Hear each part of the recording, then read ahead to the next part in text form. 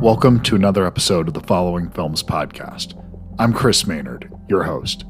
Today we're joined by Sunrise director Andrew Baird. In the film, Fallon, a former police officer, returns to the site of a terrible crime.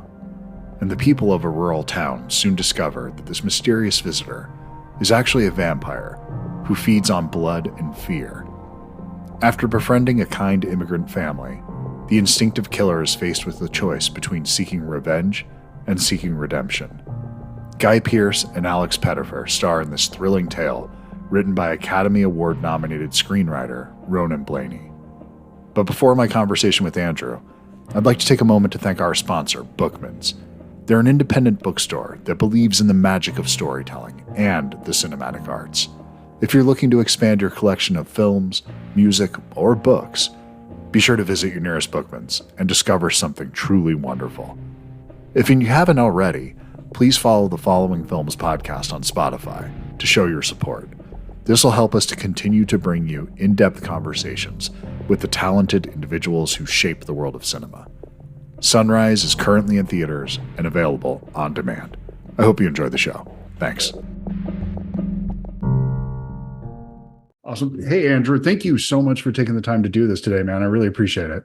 My pleasure, man. My pleasure. Whatever I can do to promote the movie, that's the name of the game. Well, it's a hell of a film you've made here. I enjoyed this quite a bit. In fact, we were supposed to chat about this last week, but I had some personal stuff come up that made it so I wasn't able to do it. And I'm actually really glad that we were able to reschedule because it gave me a chance to revisit the film and watch it again. And this is a really, for a genre film or for any film, this is a densely layered movie where there's a lot going on here, and it definitely warrants a revisit. So I definitely not only recommend people watch this film, but go back and see it a second time, because you're going to see a lot here and pick up on a lot of things that were being laid out right from the beginning that you may have missed the first go around.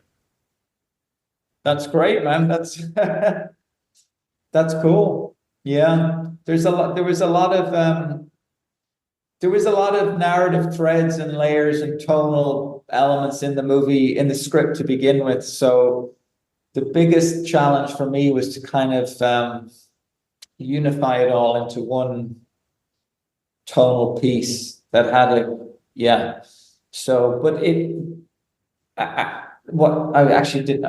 I was just on another interview and I lost the point, but the point was, it was difficult, but the result was, I think, something more original, because I had no real interest or respect whatsoever for vampire lore or tropes whatsoever. I just saw Fallon as an addict, somebody who was just fell into this black hole after tremendous tragedy and had to go through a kind of process of healing, Well, acceptance. I think that's why the film worked for me so much, because I'm somebody who just doesn't care about vampires for the most part. There's a couple stories here and there that I enjoy, but as far as monster movies go, they're the ones that probably scare me the least. And I think you took a really original approach where, I mean, clearly the monsters, the things that are really scary here are the humans. They're the ones that are the, the sort of the racism in the film, the jingoism in this movie. That's the real threat here. That's the real thing that is, to me, the real concern. And this is an incredibly timely film, especially when you hear certain comments about blood purity, and then you look at the opening monologue by Pearce in this film, and it's like this film was written last week, which obviously isn't possible, but it feels so incredibly timely right now. That's good. I mean, it was written 18 years ago. Yeah. So, God. And I think it came off the back of the ceasefire in Northern Ireland. And I don't know. I mean, that's the writer who's it's very dark, but like, as I said, you get confused what you say in which interview, but it's like, there was so many very, very powerful pieces in the script But then I felt when I read it that other stuff was jammed in there, probably outside notes from other filmmakers that were involved or whatever, executives, nonsense, which affects, so that had to be removed. But there was, I mean, as you said, that opening monologue gets you right in. Initially, the movie had this kind of other piece tagged on to the beginning of it, a very kind of Trainspotting-esque sort of opening where Fallon ends up feeding on this couple and their kid. And this kind of junk, that was attached to the script, which had to just get rid of it, and it just was one of those things. I think the original material from Ronan was really premium and came from a very truthful and dark place of growing up in an environment like that. And then it started to get messed up with all this sort of vampire lore and all this nonsense, you just had to find your own authentic way into it and the journey. This guy's like, to me, I always saw it more of like a Western, and the man with no name, but this man with no name is like a junkie, and he's just a broken man who has to like heal and accept the tragedy that has befallen him and heal. And you heal through love, not through hate, and that's what he gets from the family, from the family that took over his home. And in an earlier version of the script, Fallon's wife was pregnant. And we toyed with what we're going to keep her pregnant or not. And then we thought it might be a little bit too much. I don't know, maybe we should have. It was just like when she was murdered and hung up to the tree. I don't know, maybe it's a bit too much. So it's pretty, I remember shooting that moment, it's isn't it in the trailer? So I think people have already seen it, but his wife, like, kind of essentially crucified, right, on the tree. It's pretty powerful. I just said like this is an anti-religious movie.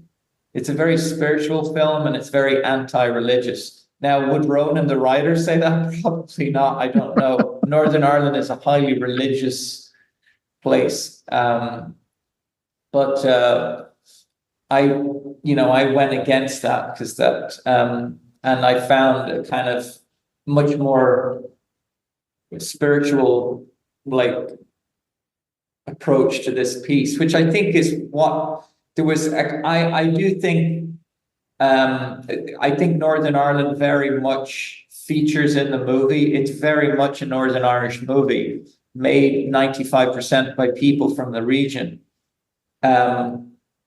It just was transposed into an Americanized genre, world, but this could happen anywhere. We were very close to reverting back and putting it in Northern Ireland, but I just thought it would be too niche. I wanted it to be more universal and yet keep that DNA from the region, which I think it has.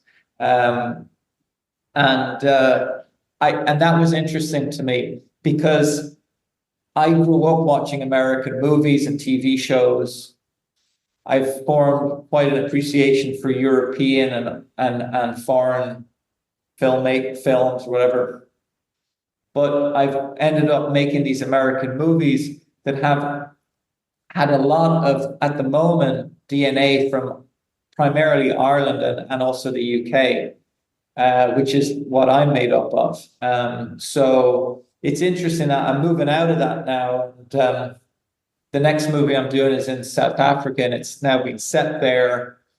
And but again, it's I found a personal way into the piece. And as you said, it's a thriller. It's a survival movie, and it's, again, the monsters lie within the humans, not elsewhere. That's where the real threat is lies within us, you know. So, and we're all capable. Fallon is just as capable of the atrocities carried out by the Reynolds family, if put in the right circumstance, you know. And you know, we're human beings, so it's interesting you say that. It's so timely or whatever. Yeah, it wasn't easy to kind of find this, you know. It was a constant process of shaping and working. We spent 5 months editing this movie. Wow. Yeah. That's an incredible amount of time to be that's a gift to get that much time to edit a film. Yeah, well, that's down to like my first partner in the feature films was Martin Brennan, and from Northern Ireland. Yeah. Well, we've done them all together, and then my manager Jib, and then I've another guy, Nathan Klinger, who's a young whiz who I'm doing my next movie with. I've just had like a lot of, you know, the budgets have been tight, the schedules have been very tight, but I'm extremely efficient. But because of that, and because of the talent I'm able to get, the cast, you know, the actors, I'm pretty much given total creative freedom. So that's been a gift, you know. And the thing is, it's like it costs an inordinate amount of money to shoot, and it costs very little money to edit. So it makes no sense to me why you don't spend more time on editorial and stepping away, breathing, coming back. It's writing. It's like, it's like saying to a writer, oh, here's the idea. We need the finished script in 10 weeks. What? You know, so it's like, writing is cheap, you know, like it's kept for the writer themselves. It doesn't cost anything. And editorial is an editor, an assistant, whatever, a machine. And I'm going to edit the next movie with my niece, who's my age, but her dad, my half brother, is a very famous Hollywood film editor, brilliant editor. And that's going to be exciting. We worked together before on a music video 10 years ago. And the editorial is it's actually, I think it's probably my favorite part now, because it's where the movie truly is made. No question. Because if you mess it up, you can take the best material in every possible way. And if you do not put it together at a premium, like if you really don't nail that material in its assembly, you can totally destroy the film. Oh, absolutely. And it's, to me, the most difficult part of that, making any film, is the edit. It's for me personally, the divorcing myself from what I know about a story and to somebody who's never seen it before, and to go in at each cut and see how juxtaposing these two scenes and these two moments, these two beats next to each other, completely can change the way that a scene feels in the whole film in really profound ways. And so it's hard for me to get out of my own way when editing. It's something I always hats off to people that have that ability. The thing is, the red coat was barely in the originals, in the initial script. It wasn't properly established. It was throwaway. It was like, what's this about? What's the significance? It just was like, it was never developed properly. So I had allotted an extra day to shoot Redcoat stuff after we assembled the thing. And then as we got into it more and more, because it really was like, there's two editors on this, and Helen, the first editor who edited most of the movie, had an enormously difficult task, because there was a lot of stuff that had to be resolved narratively in the edit. But it wasn't like I was going into this blind, like I was winging it. I wasn't winging it. I knew that I would resolve it, because I knew that I was shooting what I needed. And then with Alex, particularly with Alex, also with some of the other actors, but particularly Alex and myself, we just...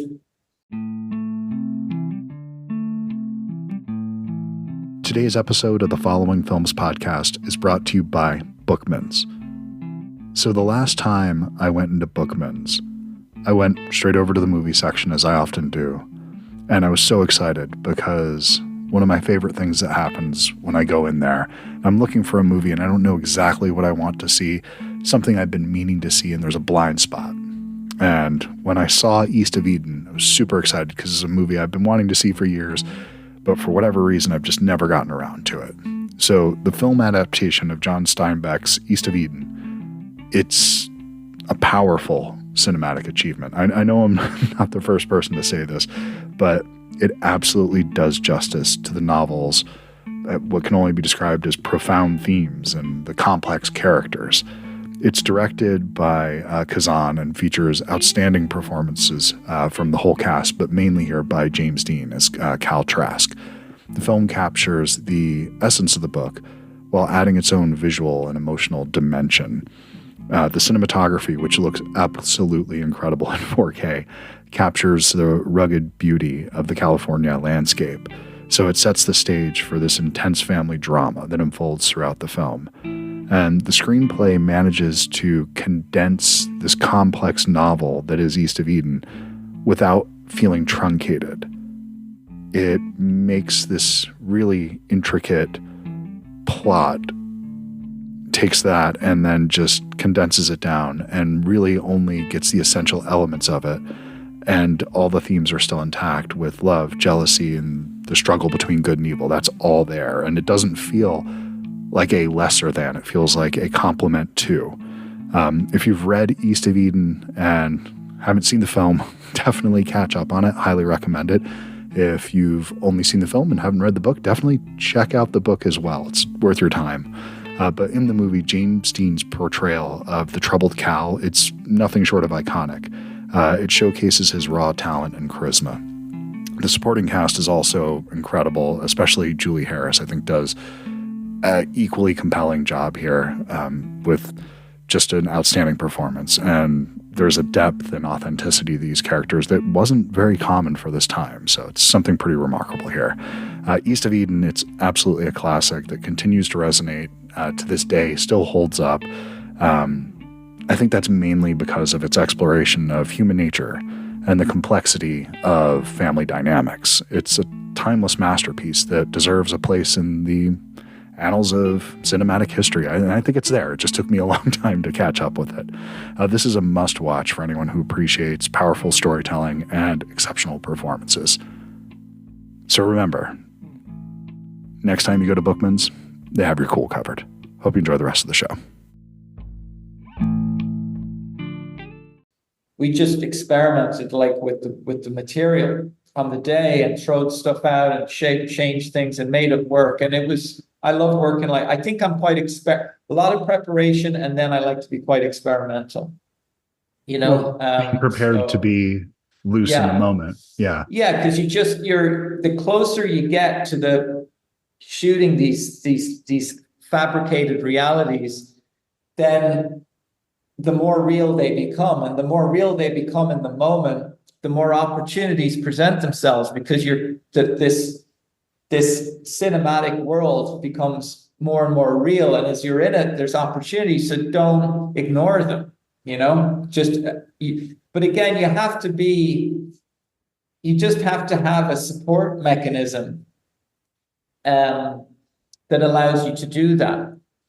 And I have had that, and the funny thing is, because these are independent movies and the parameters financially have always been precarious and tight, it's like I've just been left alone, to just do my thing, and so to kind of show up with 10 times the budget, but have everything monitored and everything, and we need that scene shot the way it was written. That's like a commercial director. Right. And that's not what I do. It's not what I do. It's not what I want to do. And there's no way I can make a movie and say it's a film by me.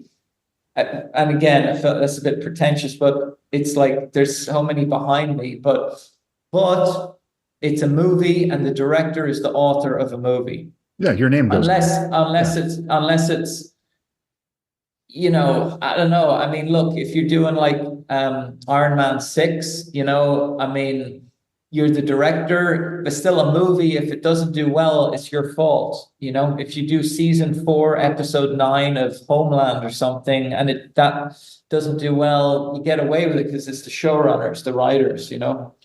So it's tricky.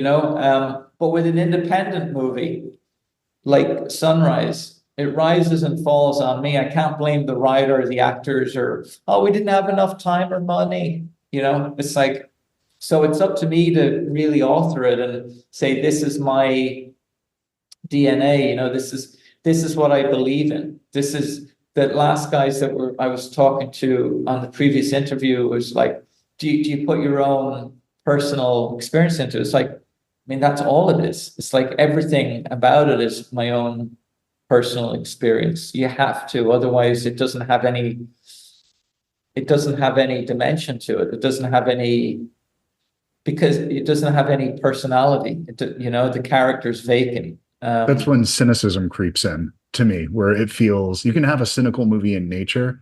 The message can be cynical, but if it's made with cynicism, then I think it can reek of that. And I think that's what that is, when you don't have that authorship, when you don't have that it's not a reflection of yourself or something that you, even if it's not a one-to-one, you have to have some connection to the material, I think. Yeah, I mean, I got a lot of criticism on Zone for its similarities to Blade Runner. Look, the script obviously had similar elements, the visuals, it's hard. But then once it just went, and I think it was unfairly, criticized to the level it was, because I think it's a pretty solid piece of work for your first movie. So I don't know. It's but with this, it's hard. This one was a nightmare to kind of untangle in the edit. It really was. And because of that, I think we came up with something that's quite original, so, but who knows, who knows what the critics say. And at this stage, I was really nervous. I was really hurt the first time. I was really nervous the second time. And this time, I don't give a fuck, because I know that I've made a good movie. I'm about to start my next movie.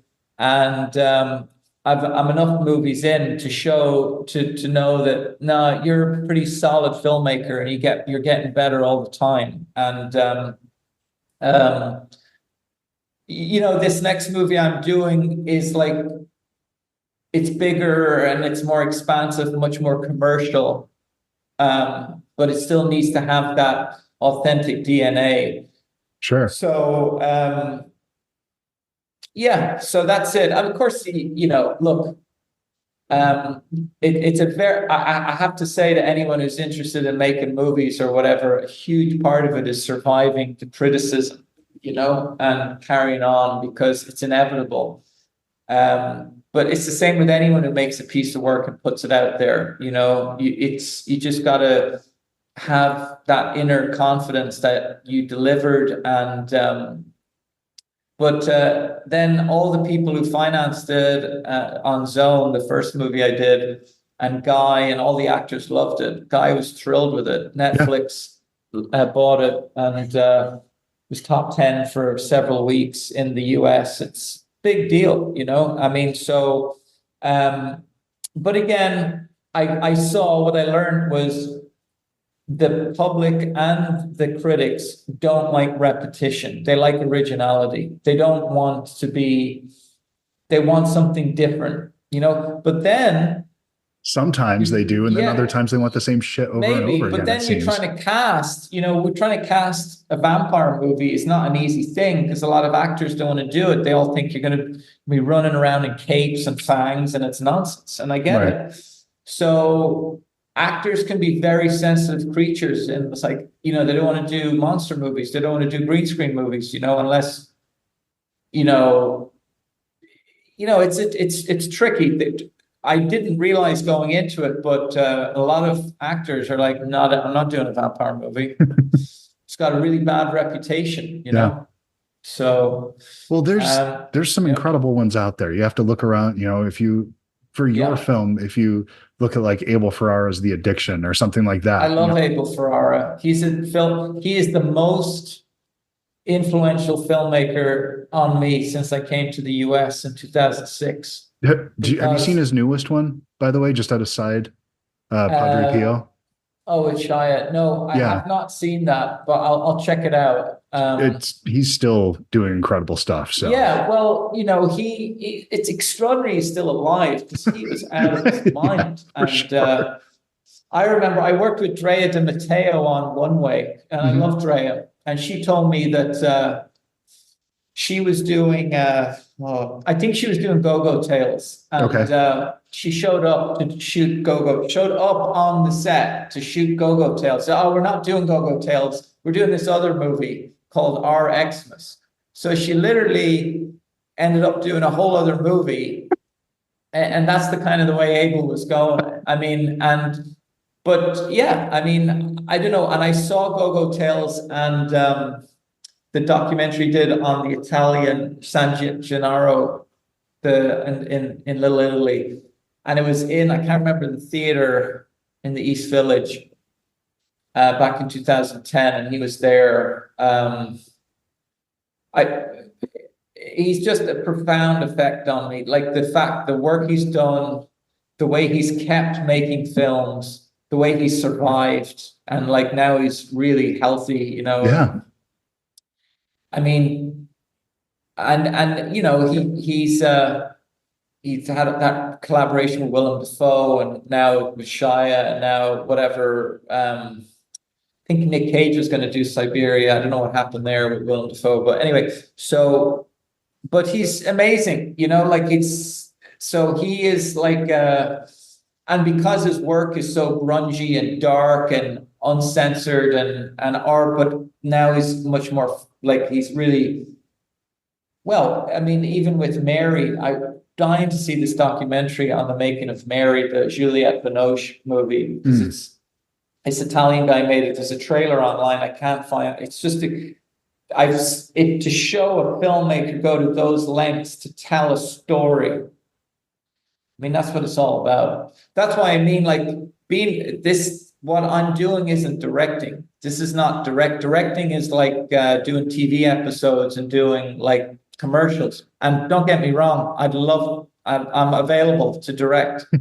But making these movies is like you're putting your heart and soul into them, often for buttons. And it's like, but that's what you do. You're trying to show what you're made of, as an artist, but for better or for worse, There's nothing guaranteed that you'll get another at bat when you're making films. And so it feels like you made this film as if you might not ever get a chance to make another one. And I think that's how every film should be made. And I really love this. And I know we're running short on time, and I literally have like note card upon note card of questions, barely even scratch the surface of what I wanted to get to. But like, this is just an incredible film from every level: performance, costume design, the sound mix on this thing is remarkable. It's just a top to bottom great film, and something I definitely recommend people check out.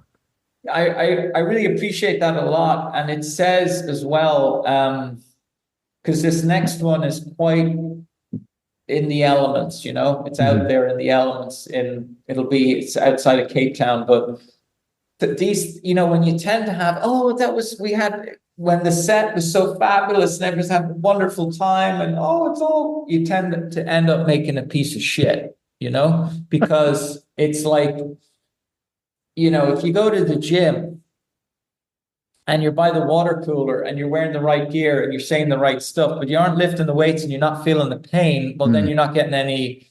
It's a lot of hard work to imbue.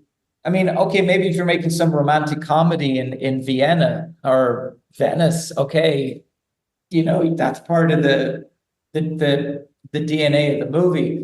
But with these kind of movies that I'm making, like, they're intense and they take a lot of work and they take a lot of figuring out, and again, as I said, this really is a demonstration of Northern Irish people originating, financing, and making because all the post was done at Yellow Moon in Belfast, or most of it.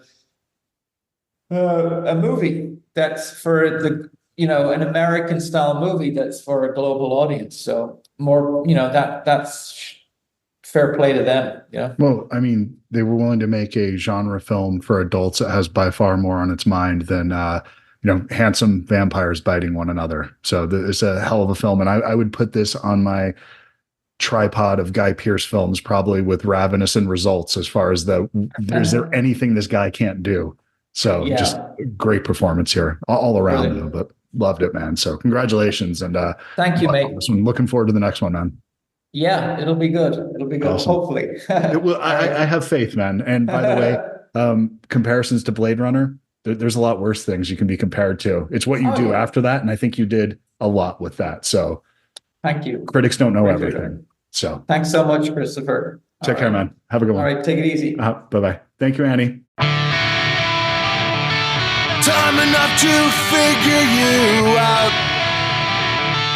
Time enough to write this down. Wish me luck, give me hope.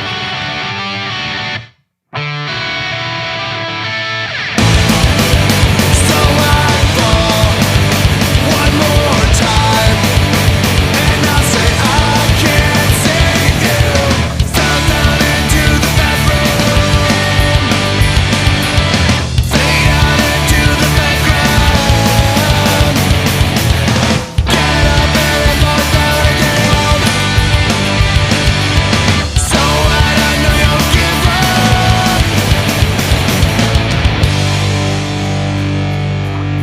Why can't you prove me wrong? There's just too much time. Why can't you prove me wrong? No way to make you mine. Why can't you prove me wrong? Nothing for each other. You'll be fine. Once more waking up face down. Two lives never to connect. You can't really feel. Blocked out, shut up. So I fall one more time, and I say I can't save you. Why can't you prove me wrong? There's just too much time. Why can't you prove me wrong? No way to make you mine. Why can't you prove me wrong? Nothing for each other. You'll be fine.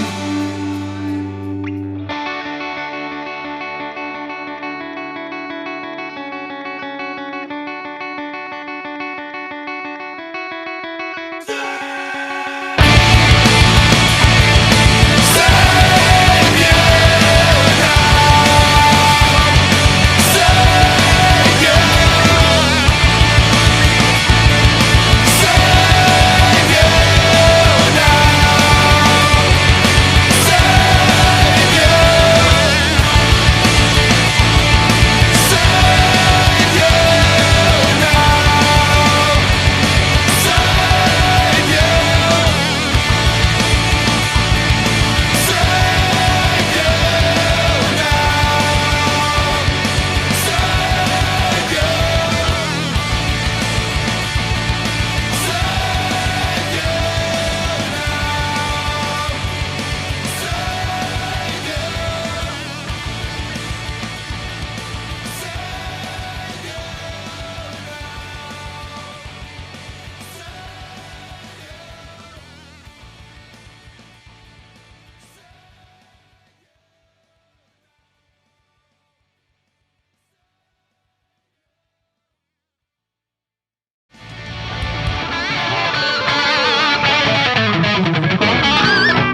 My voice cracked.